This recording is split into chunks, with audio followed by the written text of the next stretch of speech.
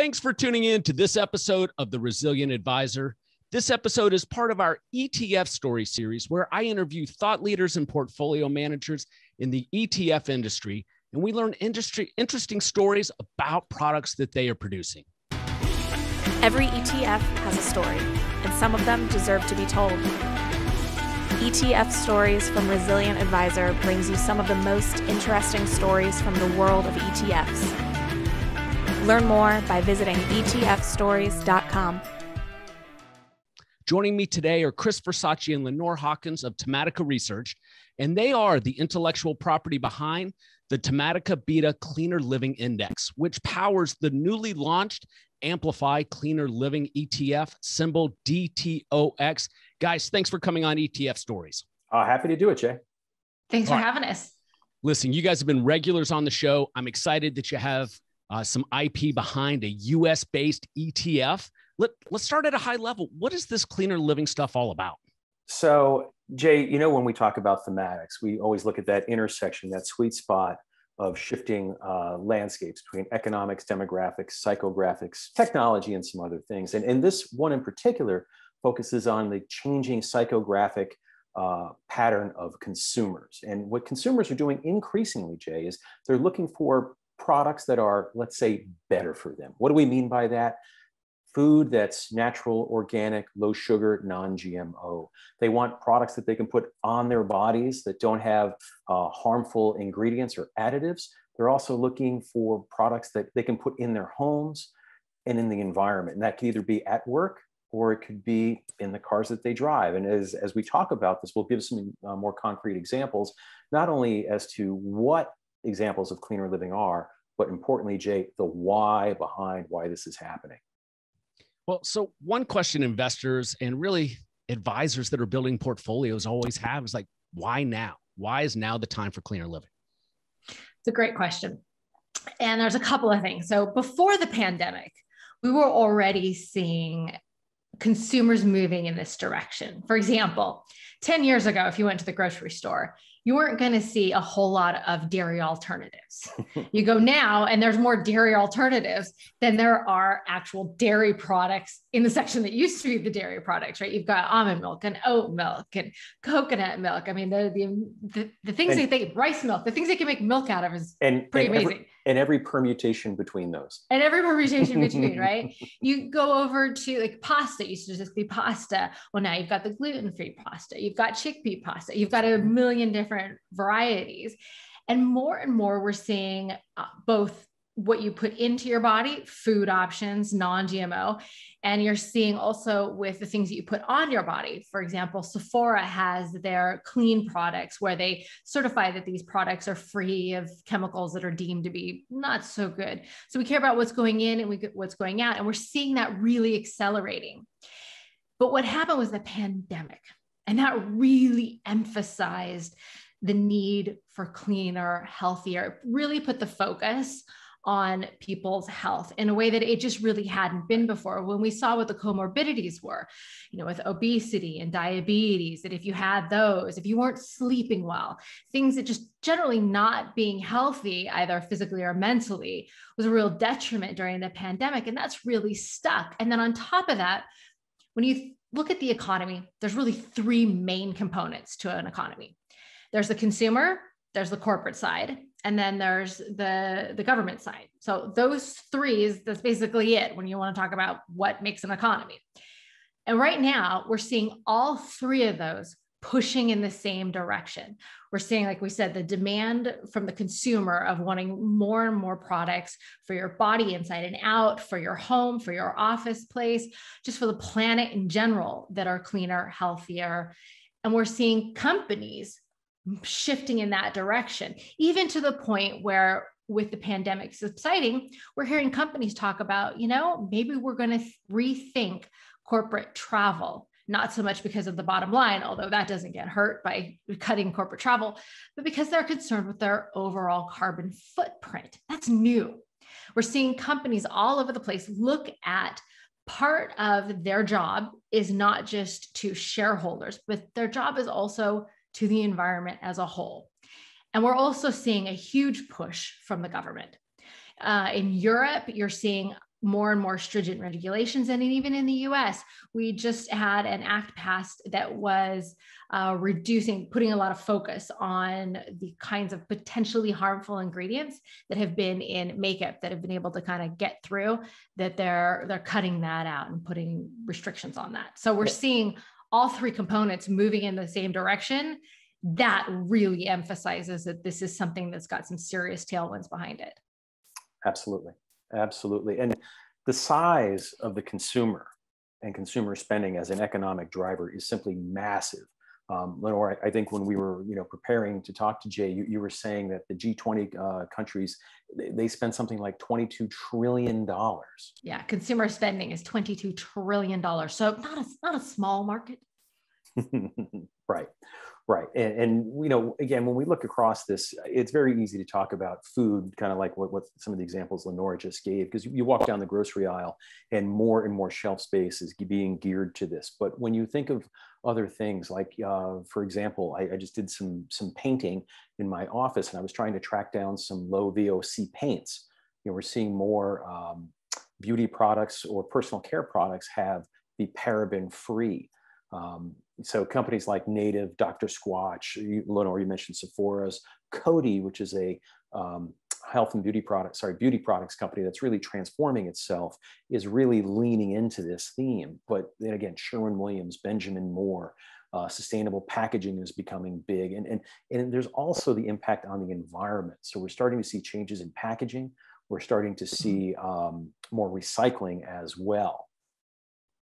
And even what's interesting is consumers have shifted from this being kind of a nice to have, or I'm interested in it, to more of I picked this over other things. A recent McKinsey survey of about 7,500 people across 6 different countries looking at this found that depending on the country, 21 to 41% of consumers around the world, when choosing a supplement, would choose something that's more natural over something that's more effective. So there they would actually say, okay, I'll take less effective, but I want more natural ingredients. And when asking about skincare, again, it was somewhere between 21% to 36% globally, depending on the country, would choose a skincare product that was more natural versus more effective. So it's not only becoming something that I care about, I care about this more than other things. Yeah, and it's not just data from McKinsey, which is a great source, but the more we look around, there's more data supporting this. There's a report called Meet the 2020 Consumers Driving Change. And believe it or not, 77% of those surveyed wanted clean products. 73% wanted products that use organic ingredients. 72% wanted those that support recycling. 72% wanted authenticity of products. And again, 72% said they want products that are sustainable and or environmentally responsible. And, the other thing that's really interesting about this, Jay, you would think perhaps that, this is the millennials, but it's not. It's absolutely not. When we look across all the demographic groups, whether it's Gen Z, millennials, Gen X, or even the boomers, they're all pushing for this. And it's, like Lenore mentioned a few minutes ago, people are becoming increasingly aware of health and the environment in those issues. So I don't know if you know this, Jay, but about 40% of Americans are living with diabetes or pre-diabetes. Okay, that's a huge number. The European Union has banned about 1,300 chemicals in cosmetics. That's everything from makeup, lotions, hair dyes, deodorant, nail polish, shaving cream, and other beauty products, compared to about, I think it's only 100, I think it's only 11 in the US, Lenore, which is insane when you think about that. And when you think about those two things, the diabetes and the chemicals in cosmetics, back to the why now, this pandemic really highlighted the dangers that these pose. Diabetes was one of the biggest comorbidities for COVID. We're really highlighting, put COVID aside, but that really highlighted that when you have diabetes, your immune system is compromised. Right. These chemicals that they're banning in cosmetics, again, that's the pandemic kind of highlighted that these chemicals, they excite the immune system. Right? These are things that our bodies are not real excited about having. Getting that immune system to be hyperreactive, not good for dealing with just what life may bring at you. So for why now, one of the biggest pushes has been that the world has just gone through a shared health crisis that really brought the need to day focus on keeping your body healthy, brought that to the forefront in a way that really has never happened before, not in the modern era. Right, right. Absolutely true. And then, alongside with that, people are also examining the transportation sector about, and this was news to me when we were doing our homework, about half of all California's carbon pollution, 80% of smog forming pollution, and 95% of toxic diesel emissions is all due to the transportation sector. So you can understand why the whole— Come check out the 5 freeway. Right. But the parking lot. Yeah. So you can understand why there's a huge push for EVs, and not just, electric cars, but electric scooters, electric buses, electric trucks, and all of that is captured in one of our sub themes. But I think when you step back, Jay, you take everything that we just talked about, and you have to say that there's a number of tailwinds that are supporting this push into cleaner living as an investment strategy and powering this index. And perhaps one of the greatest, proof points for us is when companies start acquiring other companies to expand their product line into this area. They bring new products out, or when new companies go public. So, recently we both had Oatly and The Honest Company go public, and they're just right in the sweet spot of this theme. And I expect we're going to see a lot more of this activity, as well as the fact that, when thematic investing is done right, it almost reads like it's ripped from the headlines. And we, of course, use that to power our thematic signals our thematic reads and thematic signals that we put out every week. Listen, that is a really data-rich story that's very easy to buy into. Jay, I'm sorry, did you expect anything else? No, not at all. And it was very impressive. Data dorks over here. But guys, we've talked about this individually on the shows we've done in the past. And I think I'm a great example of some of this change. So I'm in my mid 40s. I'm not exactly somebody 20 years ago you would have said, hey, that's somebody that would consider an electronic vehicle or eating clean and healthy. And my kids for the past 12, 13 years, they basically eat all organic. We do pay attention to things that are going in our body, on our body. So is our peer group. And those changes, like you said, found in the data, it's not just the millennials. And I also see it with the baby boomers who are trying to live longer and live healthier. So this is a real theme with some real investment implications for folks. So let's talk about how you build this product. Before we do that, Jay, I just want to say I'm glad you brought that up, because you perhaps want one of the best books on investing, One Up on Wall Street, written by Peter Lynch, right? There's that story in there that he followed his wife and her friends around, and that's how he stumbled onto the big legs trade that he did, LEGZ, the pantyhose. All you have to do is look around and see not only what you're buying, but what are your friends buying? What are people getting at the checkout line of whether it's a grocery store or wherever you are, and you're going to see more and more of this. Get on Instagram, right? Just scrolling through Instagram, and you see influencers talking about, this great meal plan or these supplements, or look at these cleaning products that I have. That's a big focus, or the organic. Or my personal favorite, Lenore, what is it? The magic spoon. And what do I have a lot of? Deodorant. No, he really does. Cleaner living deodorant. I don't really want to know exactly what this is all about. But stop it. He's recently gone through a renaissance. So if you look at deodorants. So if you look at Native, NATIVE, and this is not a plug because I actually have it and use it.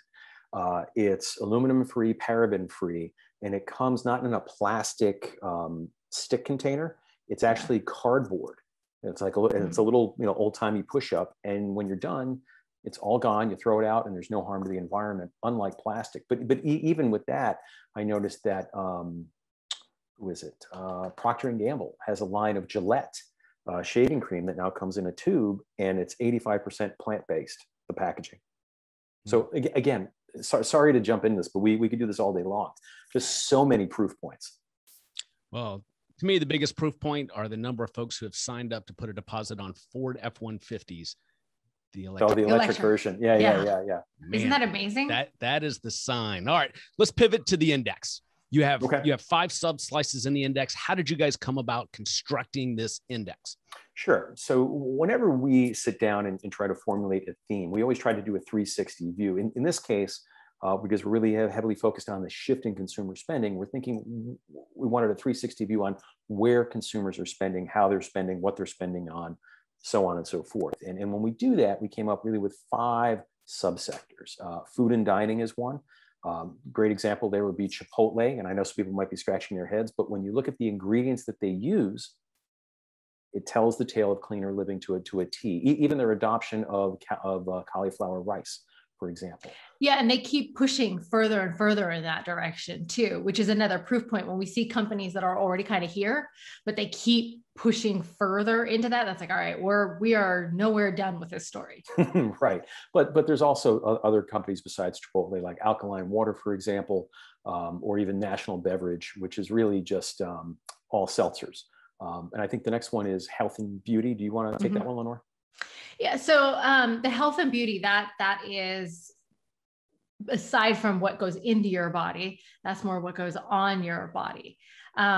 Most consumers are reporting right now that their wellness levels have been stagnating or even declining. Again, the pandemic kind of put some emphasis on that. So what the health and beauty is really all about is both the fitness side, the exercise, and the beauty. So those products, if we were talking about with Sephora's got the cleaner products, Chris mentioned Coty, that's really shifting into that direction. And also the global wellness market that's estimated to be about 1.5 trillion with an estimated 5 to 10% annual growth. And that's, when you see what's going on in there, it's really a revolutionary. Fitness Tech's app raised a record-breaking $2 billion in the post-pandemic. And according to that McKinsey survey that we were talking about earlier, 68% prioritized health more after the pandemic than they did before. And we're also seeing an interesting shift in that it's becoming more holistic with exercise and health overall. It's not about just, okay, I'm going to get a gym membership and try to go to the gym. It's becoming ingrained in everyday life. You know, a lot of people buying those Pelotons when we all got locked into our homes. Well, that's not, people aren't giving that up. Now they're going to be doing more.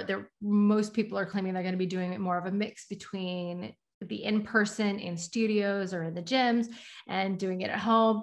More of the, we're seeing pushback on people not wanting to go back into the office and wanting to have more of that hybrid work condition.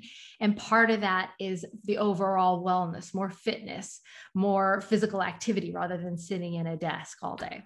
Right. And here, I think one of the great examples is probably Lululemon. And I'm not, I don't really wear the attire, but I know you do, Lenore.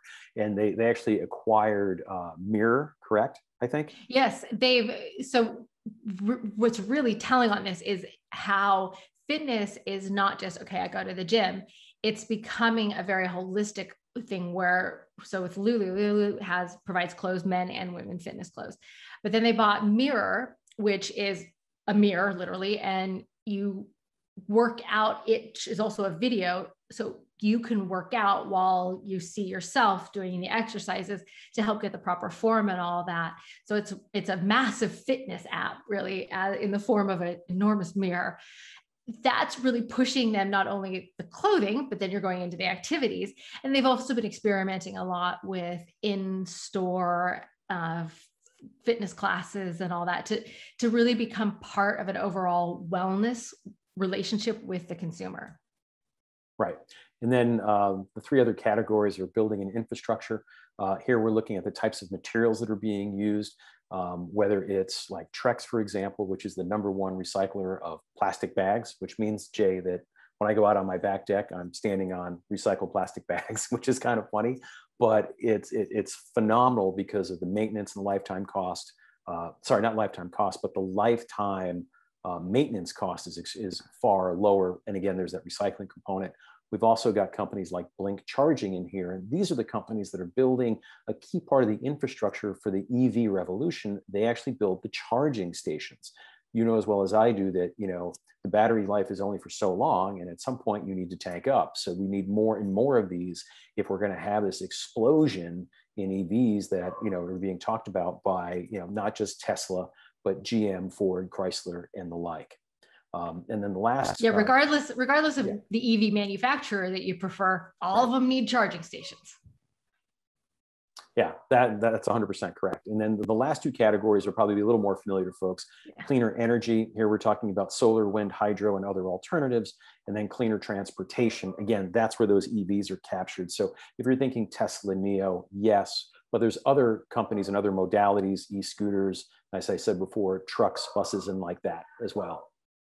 And when you're thinking about that cleaner energy, you can think about that and manage in the way when we talk about going to the grocery store. I drive around my home area in Southern California, and you're seeing, I dare you to go out and not drive by some home that's having solar panels installed on the roof. It's everywhere. And that's another proof point. We just see more and more of this happening. All right. So today there are 5 sectors, just to kind of recap: food and dining, health and beauty, building and infrastructure, cleaner energy, cleaner transportation. What would cause you to add another sector or take one of these out? There would have to be enough companies that form this new subsector, Jay.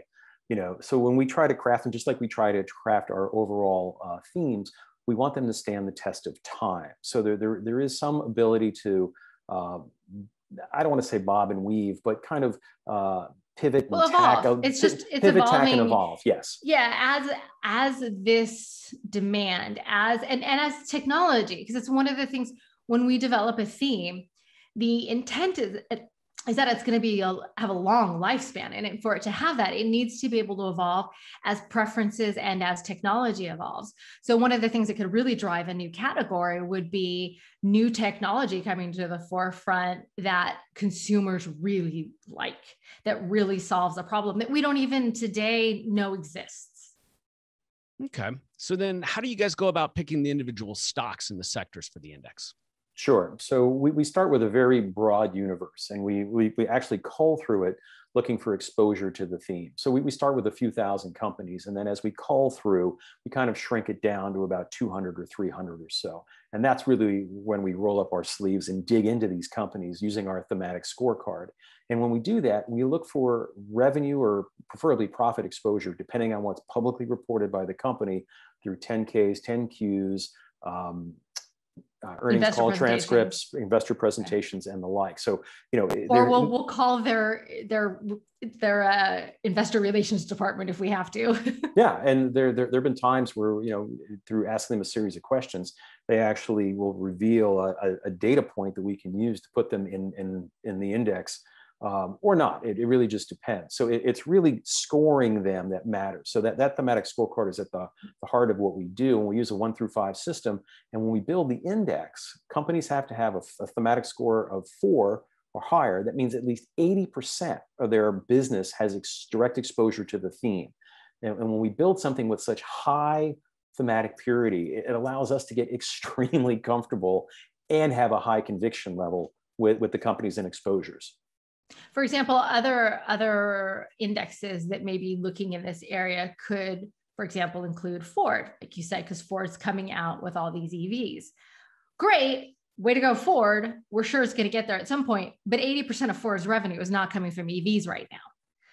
They're moving in that direction, which serves as a fantastic proof point for this, that you can see all of these traditional car companies that are moving in the direction of EVs. Great proof point that this is the direction they need to go in, but they're not there yet. So just because they've talked about it or maybe have a couple of products doesn't mean that they're going to make the cut for us. Right. And so what's exciting to us is that as this investment theme proliferates and companies pivot over time, there will be companies that come into the index because they cross that revenue or profit threshold. And some that maybe fall out. Yeah, exactly. Or they might get acquired. And other companies will go public, like we said earlier with Oatly, for example, or the Honest Company. But Jay, you know we're data dorks. So here's probably the coolest thing that I can tell you, right? So when we look at the basket of companies that are in the index and we compare them to the S&P 500, between 2019 and 2022, the cleaner living basket of companies collectively are going to grow their earnings about 150%. Now, that sounds pretty fast, but it's roughly a 5-bagger compared to the S&P 500 that's going to do it for all of 30%. So when we dial it back and we say that thematic investing done right, structural change drives revenue, drives earnings, drives cash flow, right? Drives multiple expansion, driver of alpha. Clearly, that is something that is poised to happen here. Yes, a great data point. Let's wrap up with this. This is a great index. It's an interesting story. Who's licensing it where today? Amplify ETFs actually just launched an ETF product based on this strategy. The ticker symbol, which we think is pretty much the coolest ticker symbol ever, is DTOX, DTOX. I mean, does it get any better than that? Cleaner living, detox? Come on, that's fantastic. Way to go, Amplify, guys. And this index also should be launching in Europe with Quickrow and Han ETF in the coming weeks under the very same fantastic ticker symbol, DTOX. Did I mention DTOX? That it's a pretty awesome ticker. Excellent. To learn more about the US-based ETF, DTOX, visit amplifyetfs.com/DTOX. Chris, Lenore, appreciate you guys coming on. Thanks, Jay. Thanks, Jay.